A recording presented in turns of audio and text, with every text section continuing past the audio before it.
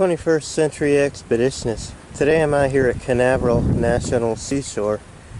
Take a look at Turtle Mound, an old Timucua Indian mound located on the banks of the Indian River and near the Atlantic Ocean. They have a trail that runs along the base of the mound here, alongside the Indian River. It's called the Indian River because of the Yais and the Timucua Indians that lived along the river.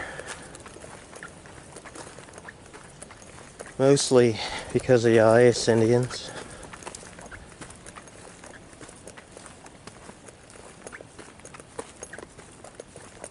You can see the discarded shells here on the trail. Most of these are along the very edge, are washed up from the lagoon here, but when you start to see them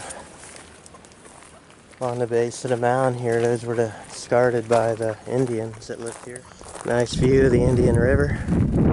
Looks like they put a retaining wall on the base of the mound here to protect it from erosion.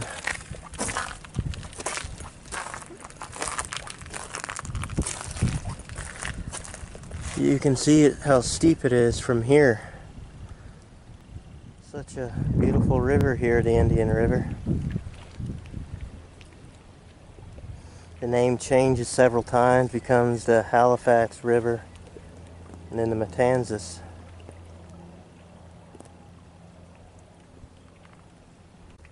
Gotta watch out for one of these, a prickly pear cactus here.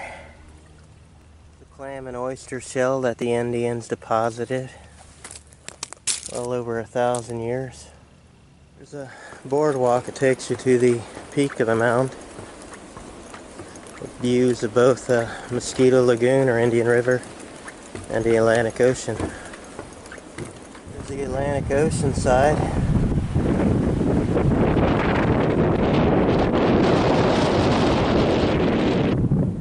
And here's the Indian River, Mosquito Lagoon.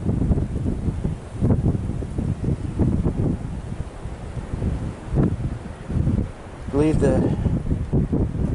one of the last chiefs of the Timucua had his hut on top of this mound. It was an important landmark at one time for Spanish cities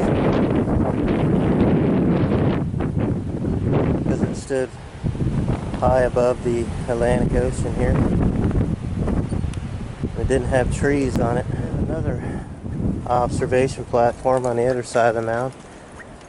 I'm seeing hackberry, typical tree that you see on a Indian mound. Also there are oranges, Spanish oranges, which were introduced to the Indians from Spain that could possibly go back to the Indians that were here. And there is papaya growing on the mound, which was introduced from Mexico. The Atlantic Ocean again.